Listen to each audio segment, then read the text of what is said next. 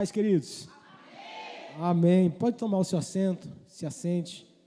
Glória a Deus, é um motivo de alegria, de satisfação, um privilégio, uma honra muito grande voltar novamente a esta casa, atendendo ao convite de um amigo, pastor Alex, pastora Tamara. Eu me sinto verdadeiramente honrado e lisonjeado aqui estar. Amém? É um prazer enorme. Nós estamos na terça da palavra e eu quero, sem perda de tempo, compartilhar algo que o Senhor colocou em meu coração. Amém? O meu amigo Daniel, Deus abençoe, em nome de Jesus. Gabriel, Deus abençoe. Amém. Queridos, então, abra aí novamente a Bíblia Sagrada, a palavra de Deus, na primeira carta, aliás, na segunda carta de Paulo a Timóteo. Glória a Deus. Segunda de Paulo a Timóteo, o capítulo é o capítulo 1.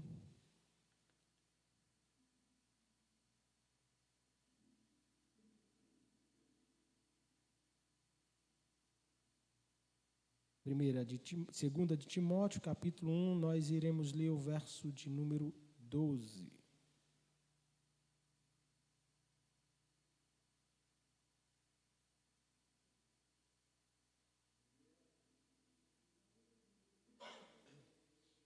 Todos encontraram? Amém. Diz assim a palavra de Deus: por cuja causa padeço também isto, mas não me envergonho, porque eu sei em quem tenho crido, e estou certo de que é poderoso para guardar o meu depósito até aquele dia. Eu vou repetir novamente o verso 12. Por cuja causa padeço também isto, mas não me envergonho, porque eu sei em quem tenho crido, e estou certo de que é poderoso para guardar o meu depósito até aquele dia.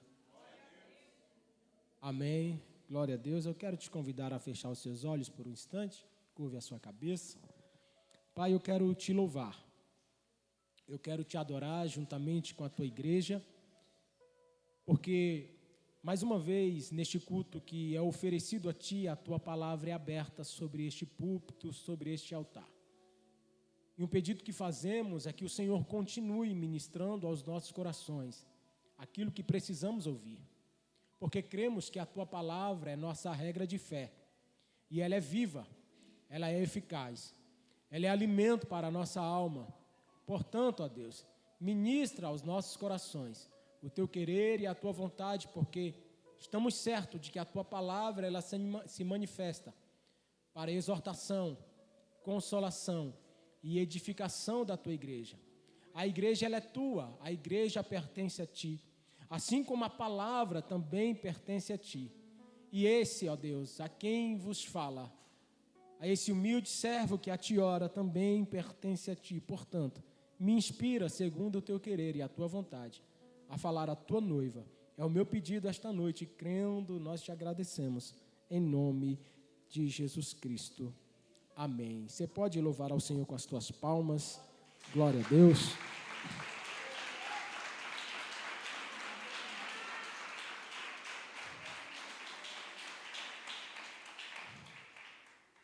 Glória a Deus. Queridos, o texto que agora nós acabamos de ler trata-se da última carta escrita pelo apóstolo Paulo.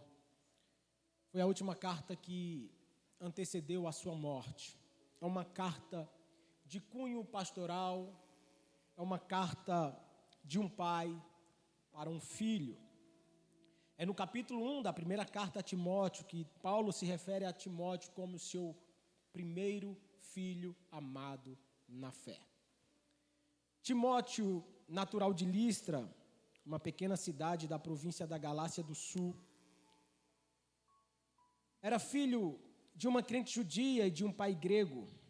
Sua mãe, Eunice, e sua avó Lóide procurou instruí-lo desde a infância, para que ele viesse crescer priorizando as Sagradas Escrituras.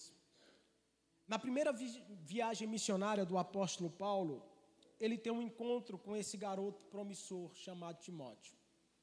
E ali cria-se um vínculo, tanto de Paulo para com Timóteo, e de Timóteo para com Paulo.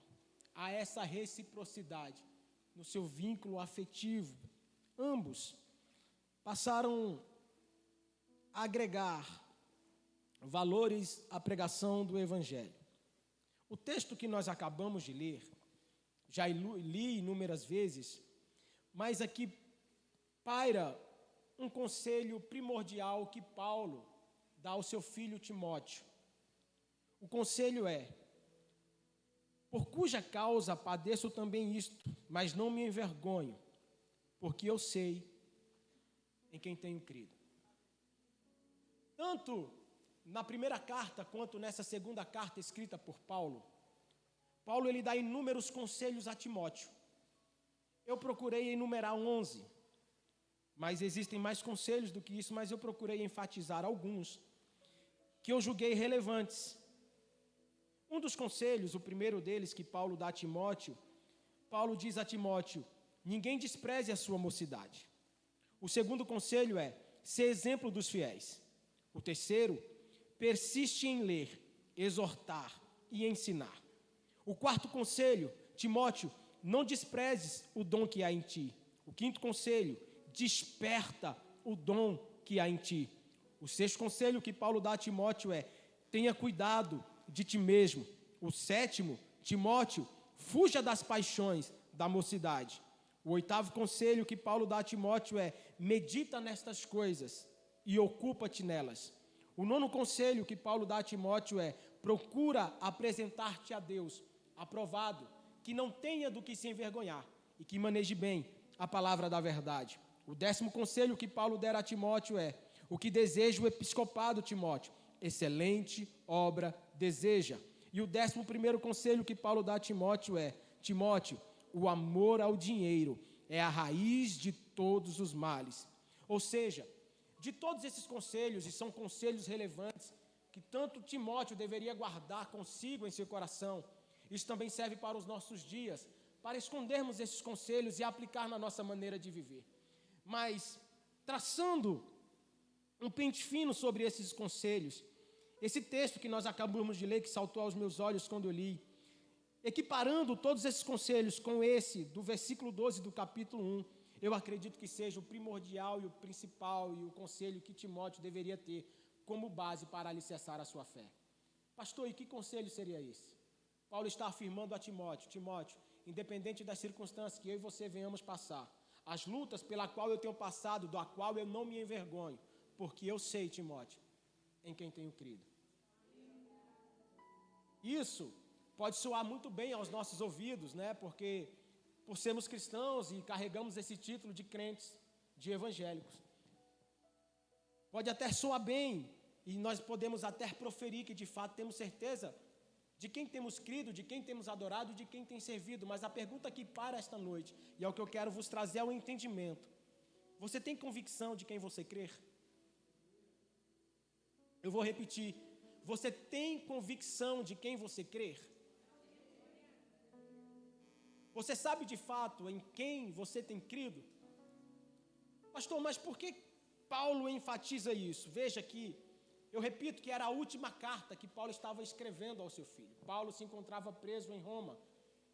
E o período que ele escreve esta carta, quem era o imperador de Roma nesse período era Nero.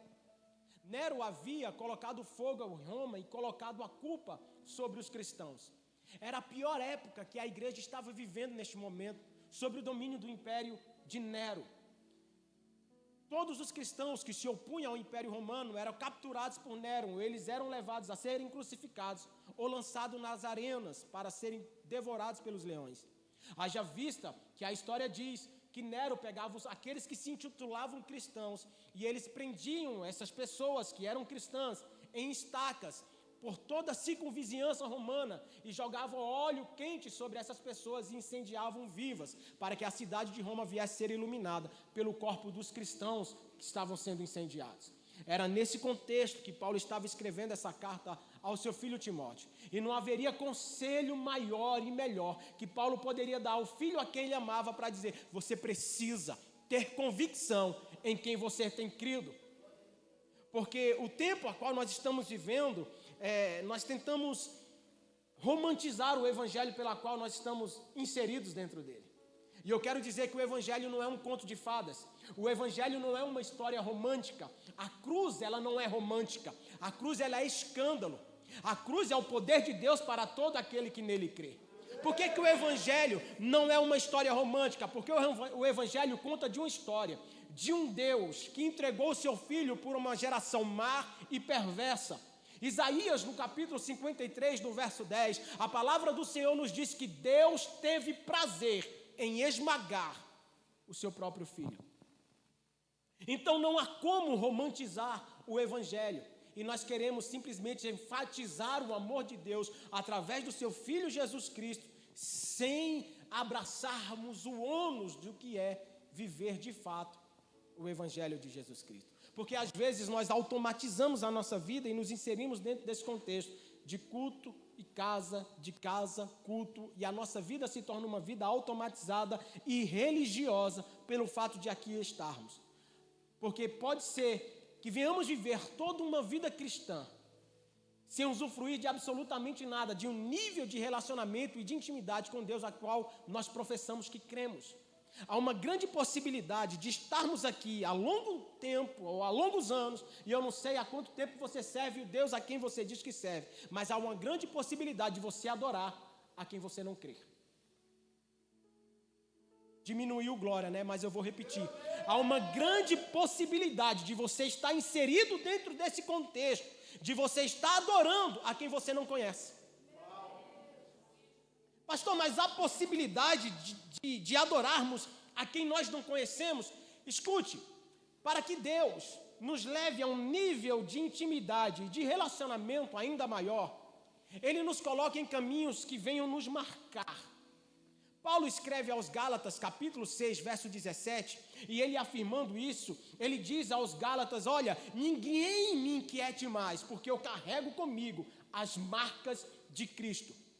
Não há como dizermos com propriedade marcas que levamos no nosso corpo, se verdadeiramente nós não vivermos estas marcas. Seria hipocrisia e seria muito contraditório falar que o Senhor nos marcou, sendo que nós oscilamos na nossa vida de relacionamento com aquele que dizemos que cremos. Que marcas nós carregamos? Aprenda uma coisa: por nos amar, Deus nos fere. Você pode repetir isso comigo? Não tenha medo de dizer isso, não. Vamos lá, no 3, 1, 2, 3. Por nos amar, Deus nos fere. Escute, em Marcos 6, verso 45, o texto nos diz ali que Jesus obrigou seus discípulos a entrarem no barco. Evangelho de Marcos, capítulo 6, verso 45. Jesus não pediu, Jesus obrigou. Jesus não chegou para os seus discípulos: olha, por gentileza, entrem no barco, porque nós precisamos atravessar para o outro lado. Não, o texto diz: e Jesus os obrigou a entrar no barco. Haverá situações na nossa caminhada cristã que, devido ao nosso comodismo e à nossa vida automatizada, Deus não irá nos pedir mais, Ele irá nos obrigar. E o mais engraçado é que Jesus não atravessou com eles. Jesus os obriga a entrar no barco, mas Jesus não vai no barco com eles. Contextualizando este fato de Marcos 6, verso 45, havia-se passado 7 dias. Quantos dias? 7 dias que os discípulos já haviam passado pela experiência de enfrentar uma tempestade em alto mar, quando Jesus estava dormindo no barco e eles estavam atravessando para a cidade de Gadara. O texto diz que em meio àquela tempestade, os discípulos temeram que o barco viesse se afundar e eles se afogassem, porque as ondas eram fortes e as ondas cobriam o barco, só que Jesus estava dormindo no barco. E eles clamaram dizendo: Senhor, não te importa que pereçamos? não te importa que essa tempestade venha nos afogar, venha nos afrontar. E Jesus, olhando para eles, diz: por que temeis, homens de pouca fé? Eu sempre fiquei com uma indagação na minha mente: como que pode um ser humano normal... Jesus não era gente não, irmão. Como pode um ser humano normal dormir em meio a uma tempestade, ainda com água dentro do barco? Marcos é detalhista quando ele fala dessa tempestade, que Jesus estava deitado sobre uma almofada. O que uma almofada está fazendo dentro de um barco de pesca? Eu não sei se vocês são fã do inverno, do frio. Eu particularmente não sou. Se eu tivesse condições, irmãos, eu passava o inverno lá em Picos, no Piauí. Essa hora deve estar uns 29 graus.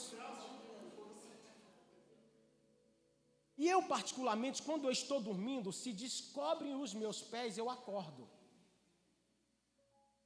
Porque eu sinto que os meus pés vão ficando gelados e eu acordo. Como que Jesus não acordava com água no barco? E aí eu quero aplicar para que vocês entendam.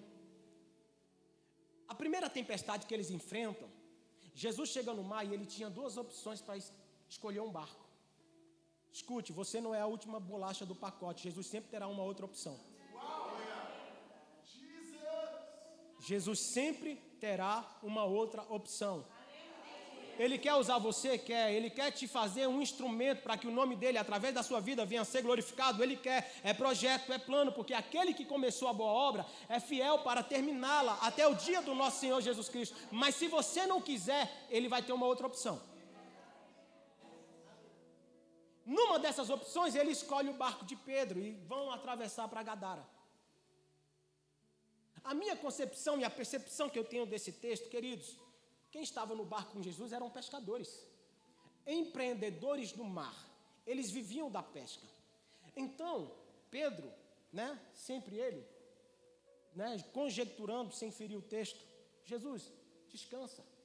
O senhor está cansado. Aqui eu manjo. Aqui eu conheço.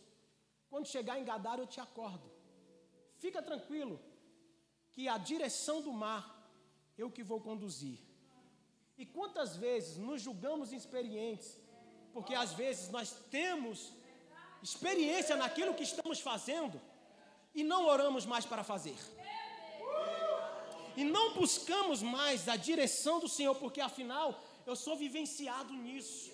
Eu tenho experiência nisso. Eu sei cantar, eu sei louvar, eu sei pregar. Não orar é comigo. Se precisar, eu estou lá para orar.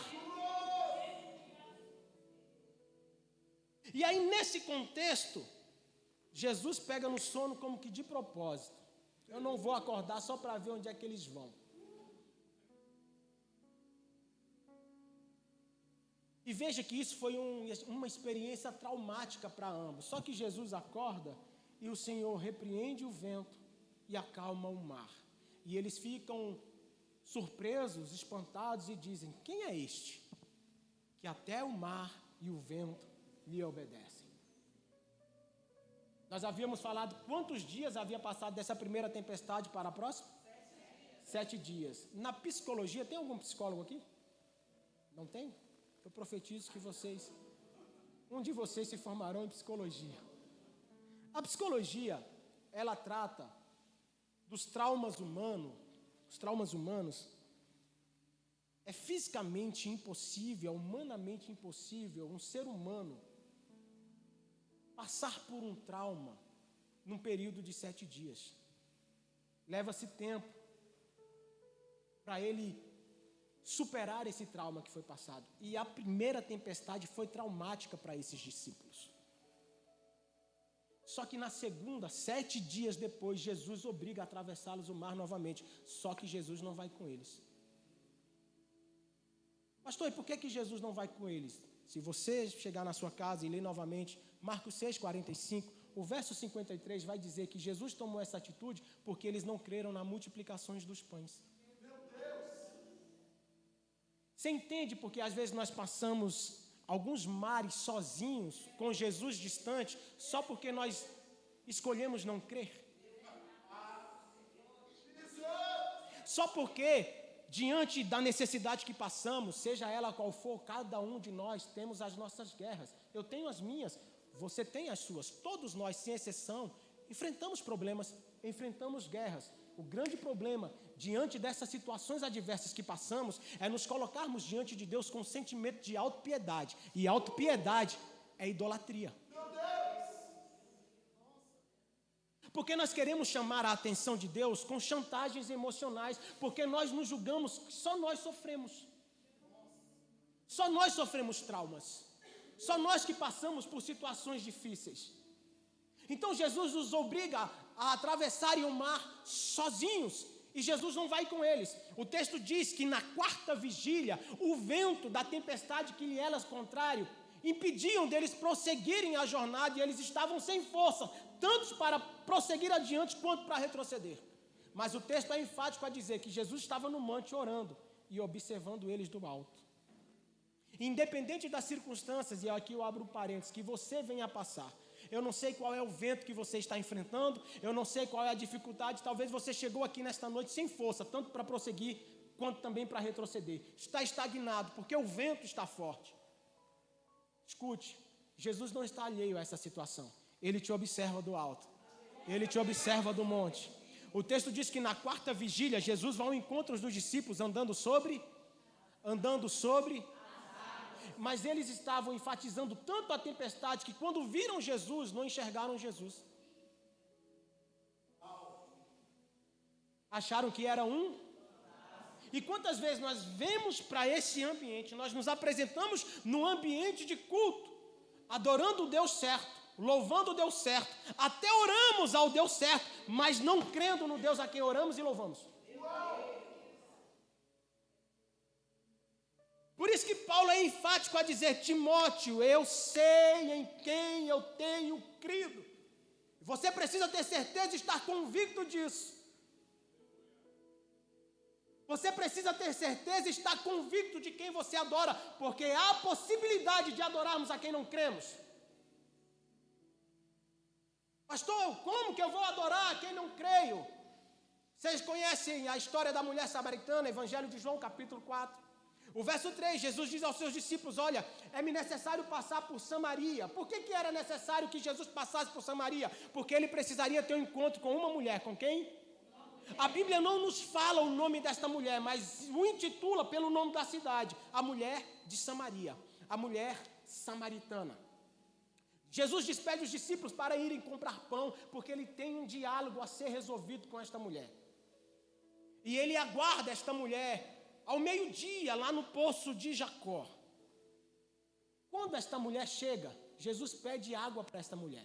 Perceba que no decorrer do diálogo de Jesus com esta mulher, no final Jesus não acaba nem bebendo água.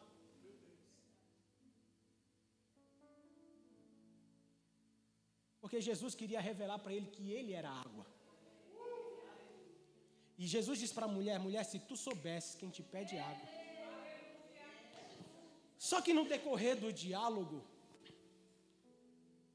essa mulher chega para Jesus e diz: Senhor, os nossos pais adoraram no monte, e alguns dizem que nós temos que adorar em Jerusalém. Onde que de fato temos que adorar? João capítulo 4, verso 22. Jesus responde para aquela mulher dizendo: vocês adoram a quem vocês não conhecem. Está escrito, põe o texto aí para mim, olha lá. Vocês adorais o que não sabeis. Então há possibilidade de servir o Deus certo, de adorar o Deus certo, sem conhecer o Deus a quem eu sirvo e quem eu adoro. Eu não sei há quanto tempo você se rendeu a Cristo, há quanto tempo você está inserido nesse contexto chamado Evangelho. Aí eu te pergunto e você responde para si: em quem você tem crido? Porque louvamos, adoramos, bendizemos, engrandecemos, ofertamos, dizimamos, nos inserimos dentro de uma liturgia, nos prendemos a ela, mas qual é o nosso nível de relacionamento com Deus a quem eu adoro? Porque aqui a adoração ela é coletiva, talvez eu venha totalmente desanimado, desfalecido, mas o ambiente do culto nos contagia, por isso que é importante estarmos aqui. Por isso que é importante, porque o culto é sacrificial. Eu não tenho que pedir absolutamente nada neste ambiente. O ambiente que eu devo pedir é no secreto, é no meu quarto, é no lugar da intimidade. Neste lugar é lugar de entrega, é lugar de adoração, é lugar de me prostrar e adorar.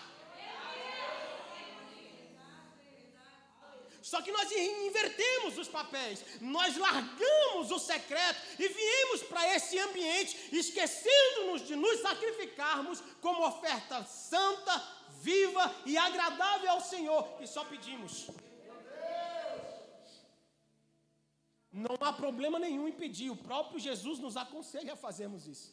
Pedir e dá-se-vos-á, mas há um ambiente propício para isso. Aqui é ambiente de entrega. Aqui é ambiente de quê? Aqui é ambiente de oferecer incenso. Então há possibilidade de adorar quem nós não cremos? Sim ou não? Sim. Em quem você tem crido? Jesus disse para a mulher samaritana: vocês adoram quem vocês não conhecem. Até que nível estamos conhecendo esse Deus que louvamos, professamos e oramos?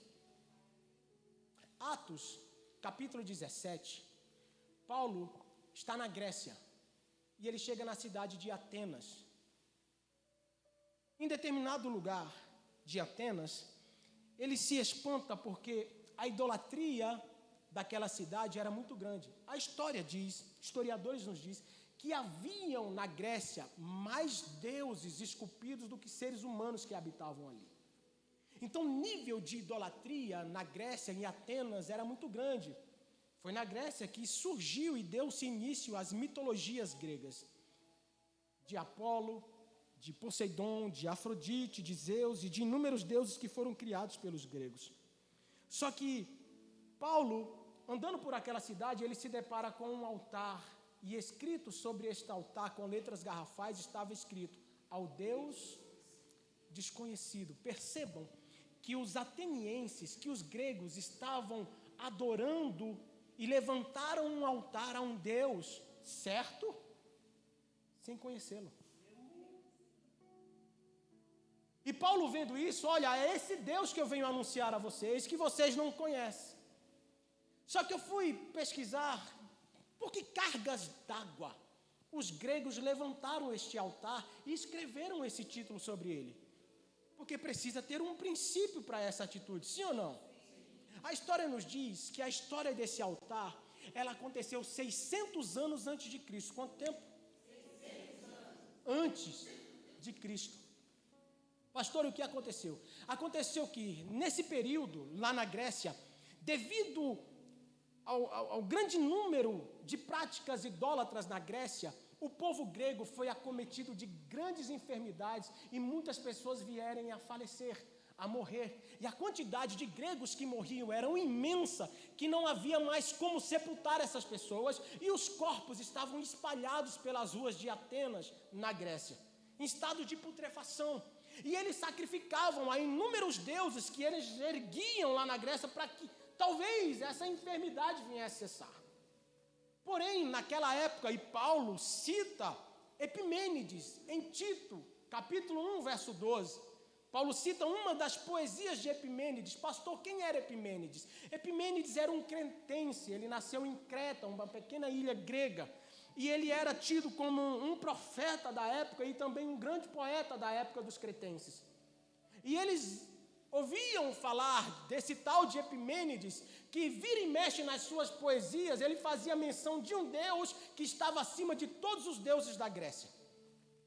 E a nossa única chance para que essa enfermidade venha passar é que Epimênides nos aconselhe a qual Deus certo nós precisamos sacrificar para que esta enfermidade cesse. Convocaram, portanto, Epimênides na ilha de Creta para que se dirigisse a Atenas, e ele aceitou o convite.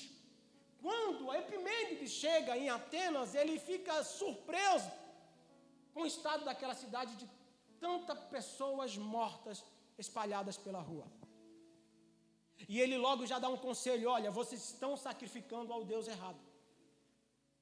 Faça-se o seguinte: separe todas as ovelhas e cordeiros que vocês criam aí E deixe todo um dia sem que essas ovelhas comam absolutamente nada.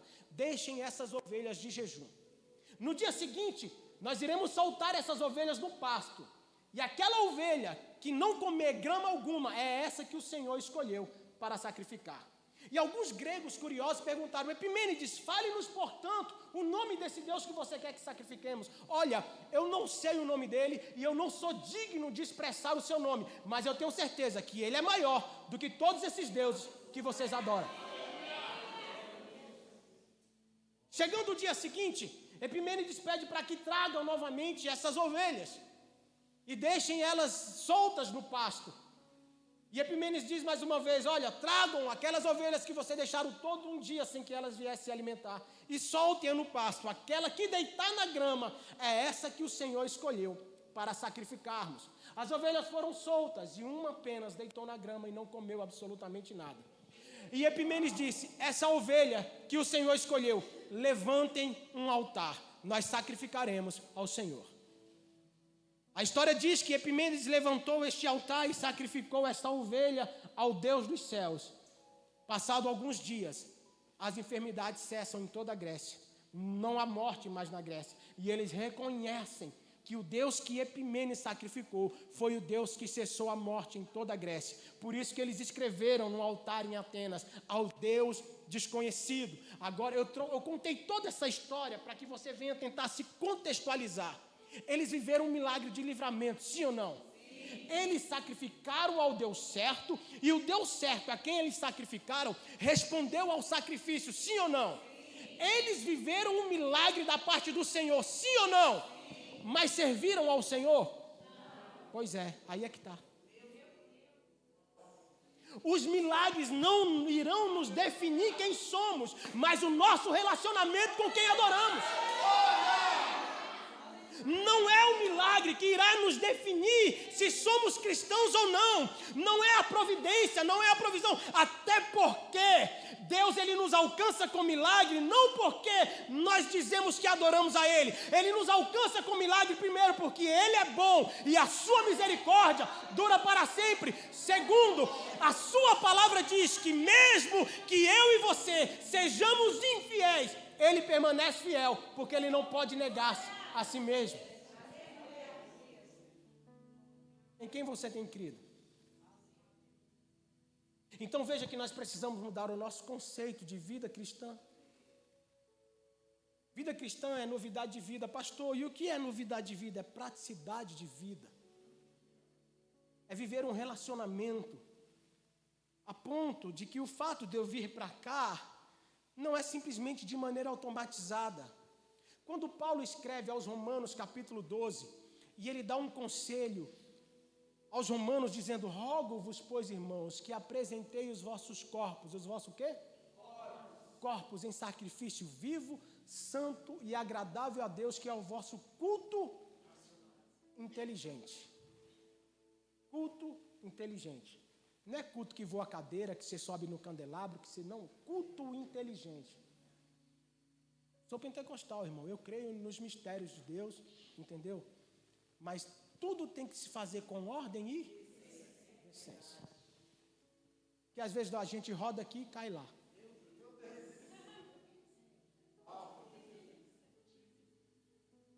Porque nosso relacionamento é raso. Culto é sacrificial. Culto é o quê? Sacrificial. Por que sacrificial? Porque haverá dias que eu não vou ter vontade de estar aqui. Nem todo dia eu tenho vontade de vir para o culto. Nem todo dia. Às vezes eu quero ficar ocioso em casa assistindo Netflix.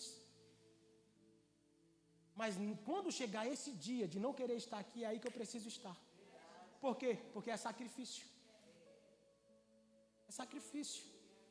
Quando eu normalizo este ambiente e automatizo ele, para mim é indiferente estar ou não estar. Porque às vezes nós só estamos de corpo presente. E o pior disso, irmãos, é que o Deus a quem nós alegamos que servimos, Ele nos sonda. Eu vou te contar uma experiência. Eu sou muito louco nesse negócio de conversar com Jesus, eu sou meio doido. Porque eu sei que antes de falar, Ele sabe o que eu vou falar. Né? Por que eu tenho que orar se ele já sabe o que eu vou pedir? Ué. O salmista nos diz no Salmo 139 que ele nos sonda. Que ainda antes que a palavra chegue aos meus lábios, ele já conhece. Ainda antes que eu pense alguma coisa, ele já sabe o que eu vou pensar. Como esconder? Como poder fazer uma surpresa para Deus? Tcharam! Não dá. Ele já sabe. Então por que oramos? E por que precisamos orar? Porque quando oramos, nós estamos gritando no mundo espiritual. Pastor, e gritando o quê? Eu dependo dele. Eu sou sujeito a ele. Minha vida pertence a ele. E o mundo espiritual precisa saber disso. A nossa oração, ela reflete no mundo espiritual. E o mundo espiritual precisa conhecer você. O mundo espiritual precisa saber quem você é. E o mundo espiritual precisa saber em quem você crê. Em quem você crê.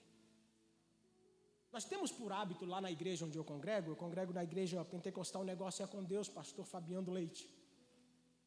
E nós temos por hábito, uma semana sim e uma semana não, nos reunimos para oração. Às vezes essa semana de oração é das 11 à meia-noite, na outra semana é da meia-noite a 1 e na outra semana é das 3 às 4. Mas habitualmente nós temos esse período de oração. Houve um período desta semana de oração, eu estava deitado no sofá, assistindo Netflix. Estava chegando a hora próxima da oração e a minha esposa, ela falou, amor, vamos? Eu falei, para onde? Dando uma de doido, porque às vezes a gente dá uma de doido, não é? Eu sabia que era para oração, mas eu dava uma de doido, não queria ir. Foi para oração, amor, nós precisamos orar. Eu dei aquela respirada. Amém, vamos, mas eu não queria ir. Eu não queria ir, queria ficar em casa, deitado. É legítimo, irmãos. Não há problema nenhum, há? E aí eu fui para a igreja. Fui para a oração. Só que o meu coração estava no sofá. E estava frio, irmão, pensa.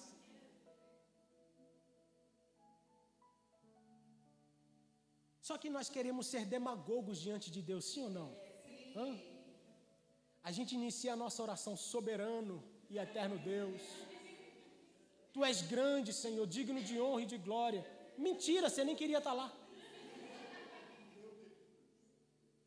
Ué.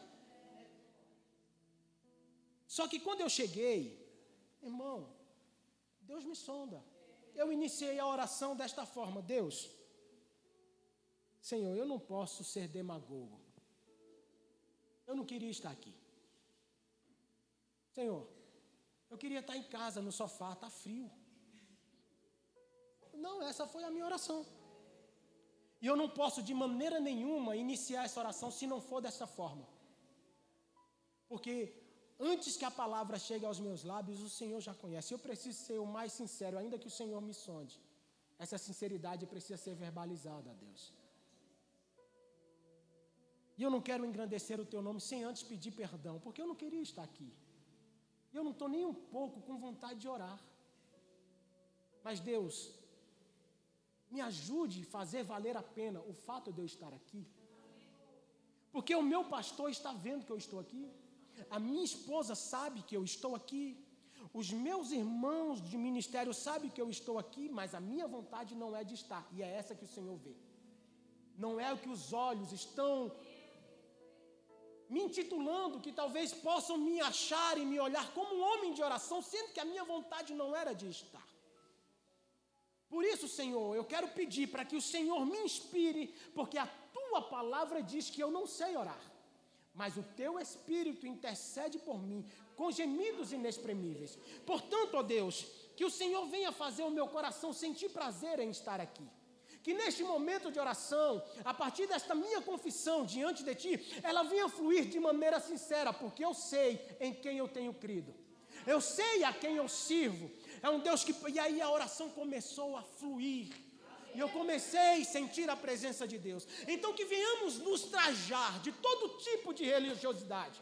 Porque às vezes a liturgia nos impõe isso, porque somos obreiros, porque temos um cargo ministerial, porque pregamos ou porque louvamos, então nos vestimos desta capa de religiosidade, e às vezes Deus não está nem recebendo a nossa adoração, e às vezes Deus não está nem recebendo o nosso sacrifício, porque nós estamos com a nossa vida automatizada, inserida dentro de um contexto religioso, e que o Senhor quer que venhamos fazer, é que sejamos com Ele na nossa praticidade de vida, que sejamos com Ele sinceros.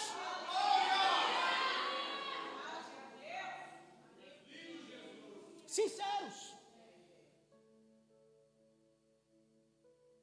Porque nós somos emotivos, nós somos movidos por emoções, nós temos sentimentos. Às vezes uma música, um louvor, uma letra nos emociona, nos leva a chorar. Às vezes uma boa palavra nos empolga, saímos daqui cheios de fé, fervorosos, mas essa fé, quando nós ultrapassamos aquela porta, ela se esvai. Por quê? Porque nós não estávamos enraizados no ambiente. Foi apenas uma mensagem que nos motivou, que nos empolgou, e ela às vezes é arrebatada do nosso entendimento, e no dia seguinte nós esquecemos do que foi pregado ontem. E esta palavra é a nossa regra de fé. Quando Deus cria o homem, eu já vou partindo para o final. Ele criou o homem em sua imagem, conforme a sua semelhança. O que acontecia na viração do dia? O Senhor ia ter com a sua criação, sim ou não?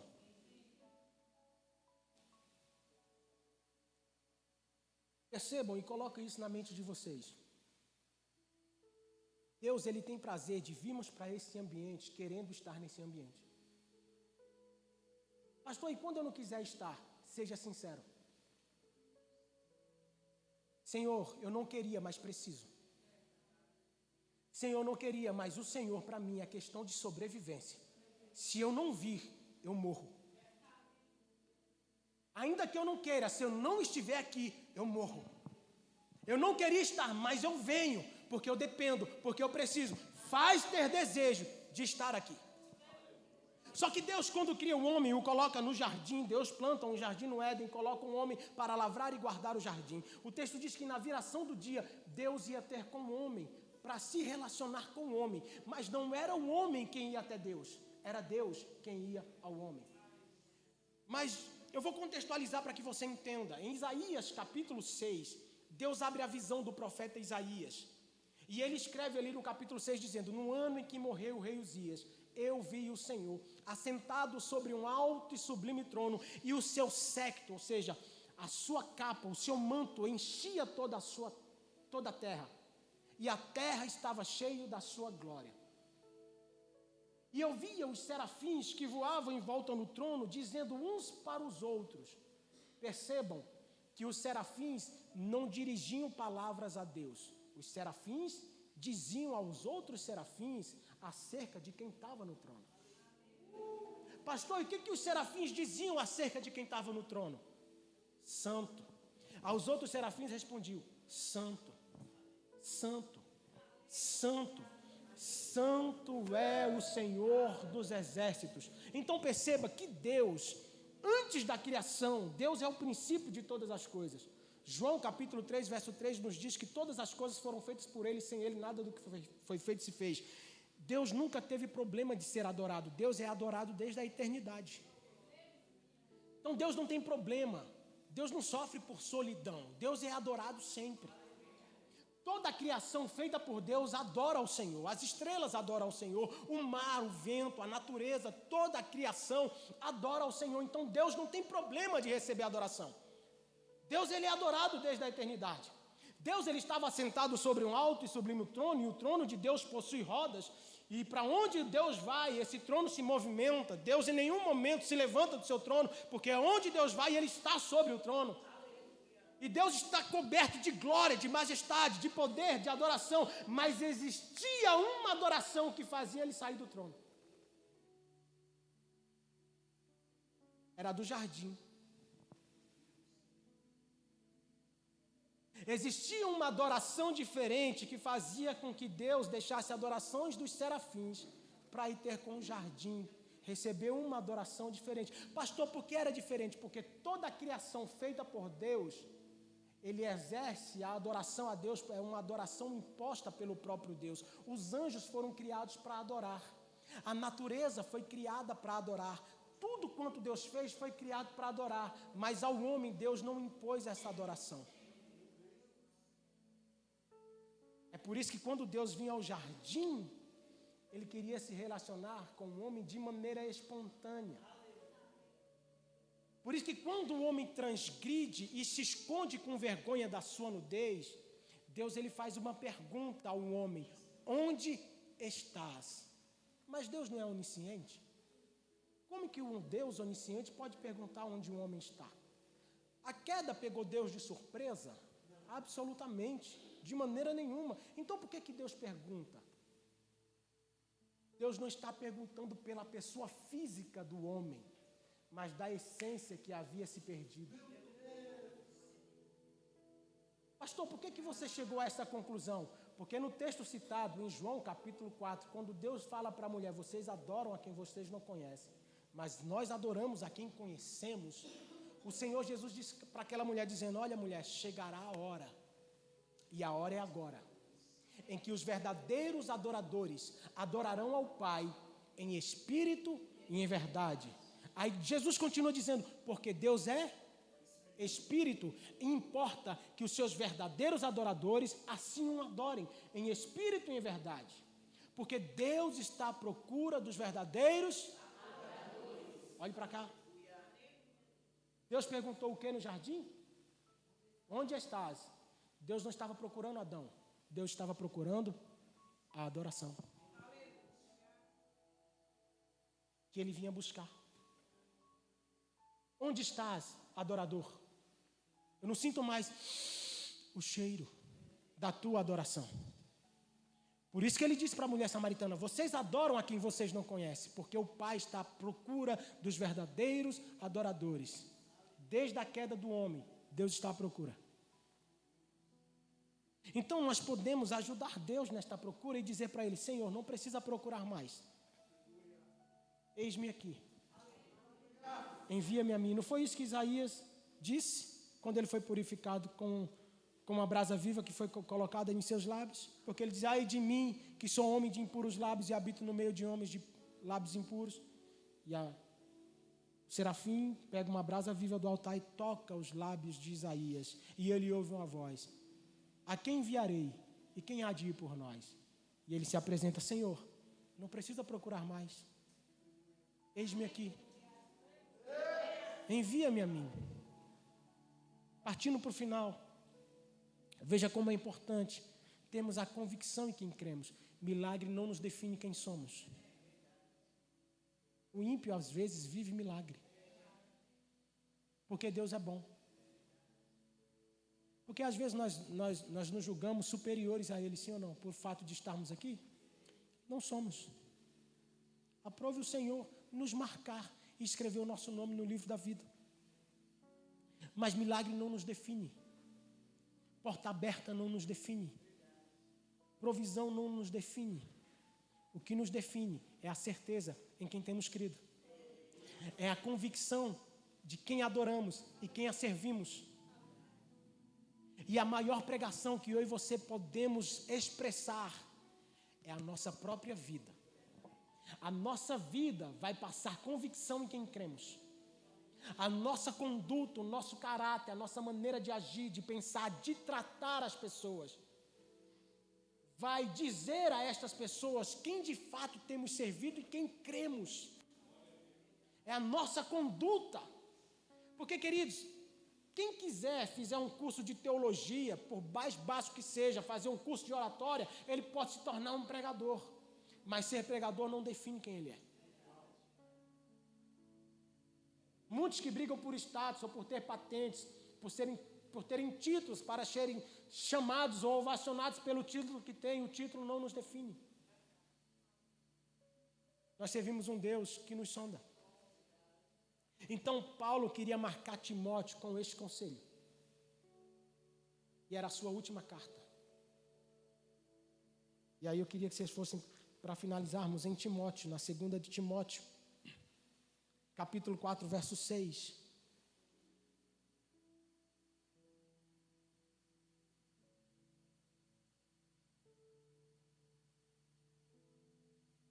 Que diz assim: porque eu já estou sendo oferecido por aspersão de sacrifício, e o tempo da minha partida está próximo. Combati o bom combate, acabei a carreira, guardei a fé. Desde agora a coroa da justiça me está guardada, a qual o Senhor, justo juiz, me dará naquele dia, e não somente a mim, mas também a todos que amarem a sua. Agora ele para cá. Imagine Timóteo, que tinha grande afeição por Paulo e o tinha como pai, lendo isso.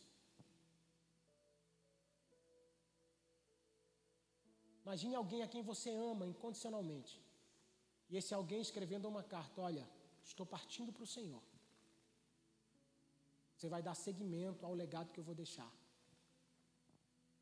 Como o teu coração receberia esta mensagem? Do teu cônjuge, a quem você ama. Escreveu: olha, eu tive um sonho, o Senhor vai me levar, mas você vai dar continuidade ao legado. Você precisa ter certeza em quem você crer. Como estaria o teu coração ao ler isso? Timóteo estava lendo. Por isso que Paulo queria enxertar no coração de Timóteo a credibilidade 100% em Deus. Paulo estava fazendo isso. Olha, eu serei decapitado. O meu corpo está sendo oferecido como sacrifício. Mas você precisa dar continuidade ao evangelho que o Senhor nos confiou. Esses dias, conversando com a minha esposa, eu falei, numa das nossas conversas, eu falei: filha, eu te amo muito. Foi o Senhor quem me deu você para que eu viesse cuidar e usufruir toda uma vida bem-sucedida ao seu lado. Mas eu não posso te amar mais do que o meu Deus. Nós temos sonhos de ter filhos, eu não posso amar os meus filhos mais do que o meu Deus. Por isso, a minha vida tem que marcar a sua, para que porventura, se eu partir, você precisa amar a Deus mais do que a mim. Você precisa dar continuidade àquilo que o Senhor nos confiou. Os nossos filhos precisam amar a Deus mais do que a nós. Nós precisamos enxertar nos nossos filhos a convicção que eles precisam ver em nós, em quem cremos. Certa feita, um menino perguntou para o pai: pai, nós temos o hábito de bebermos sucos de uva no nosso café da manhã, mas o Senhor nunca chora. Mas quando o Senhor bebe o suco na igreja, o Senhor chora. Por quê?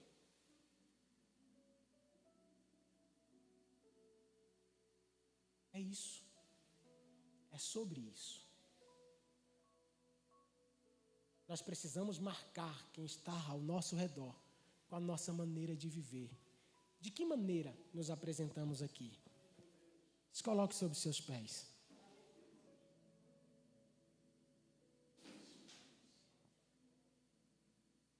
Olhe para cá, queridos.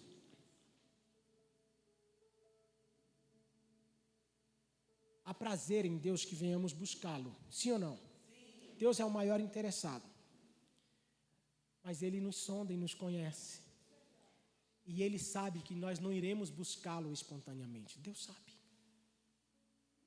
O interesse que Deus vem achar em nós, que Ele vem achar em nós o interesse de buscá-lo a Ele espontaneamente. Porque é o que Ele sempre quis desde o princípio. A espontaneidade em servir.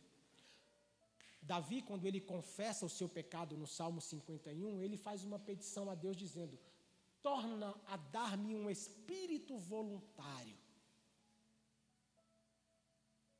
A voluntariedade em servir. Ele faz essa petição ao Senhor. Ele diz: Senhor, não me lance fora da tua presença e não retiras de mim o teu Espírito Santo, mas torna em mim a voluntariedade em te adorar. Que haja essa espontaneidade em te adorar. Porém, Deus sabe que não há. Aí o que é que Ele faz? Ele coloca necessidades em nós. Perceba que quando estamos no deserto, buscamos mais. Tem crente que não vai sair do deserto enquanto ele não amadurecer o seu relacionamento com Deus. Porque quem tem prazer de se relacionar é Deus. E Deus não vai abrir mão de você.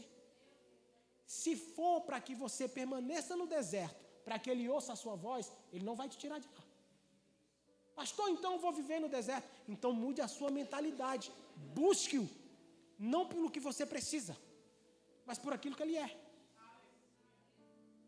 Por aquilo que Ele é. E Deus, sabendo que nós só iríamos buscar pelas nossas necessidades, Ele nos deu as nossas solicitudes. E Ele diz no Sermão do Monte, através de Jesus, no Monte das Oliveiras, dizendo: olha, não vos preocupeis com o que há vez de vestir, nem com o que há vez de comer, mas buscai em primeiro lugar o reino dos céus e a sua justiça e... Não está escrito isso. Não. Isso foi a gente que colocou. Pode colocar o texto lá se quiserem. Sabe o que está escrito lá? Deus, Ele vem tratando das nossas solicitudes. Veja como nós fomos doutrinados ao longo dos anos, né, servindo a Deus. Mas o Senhor vem tratando, olha, vede os pássaros no campo, não tem eles mais valor do que vocês? E eles não trabalham, nem plantam, nem colhem, e o Senhor cuida de cada um deles. Olha o lírio dos campos, nem Salomão, em toda a sua glória, se vestiu belamente como esse lírio dos campos. Porém, no final do dia, esses lírios vão secar e vão morrer. Então, não vos preocupeis com o que há vez de vestir, nem com o que há vez de comer. Mas buscai em primeiro lugar o reino dos céus e a sua justiça, e todas estas coisas vos serão acrescentadas. Que coisas, pastor? O comer, o beber e o vestir. E a gente quer pôr na conta do Senhor das demais coisas, e Ele não prometeu as demais coisas. Ele prometeu o comer, o beber e o vestir. É por isso que quando nós paramos de buscá-los espontaneamente, Ele fecha uma porta. Ele permite que passemos por determinados momentos de flagelos, de enfermidades e de lutas, porque aí jejuamos mais, aí oramos mais, e aí buscamos mais. Mas você quer viver uma vida regalgada, sacudida e transbordante, porque também é promessa e cuidado de Deus por nós, quando mudarmos a chavinha, quando tivermos a nossa maturidade cristã, de buscá-lo por aquilo que Ele é, de estar nesse ambiente, não preso a uma liturgia. A liturgia ela é necessária para que se haja ordem no culto, mas eu não posso e não devo me prender a ela. É importante estar aqui, às vezes nós vemos pela obrigatoriedade ministerial de estar aqui. Mas se o sentimento for esse, não seja demagogo diante de Deus, mas seja sincero. É importante estar aqui, porque a fé vem pelo ouvir e ouvir, ainda que você não queira estar, é aí que você precisa estar. Coloque a mão no teu coração, feche os teus olhos, eu quero orar por você.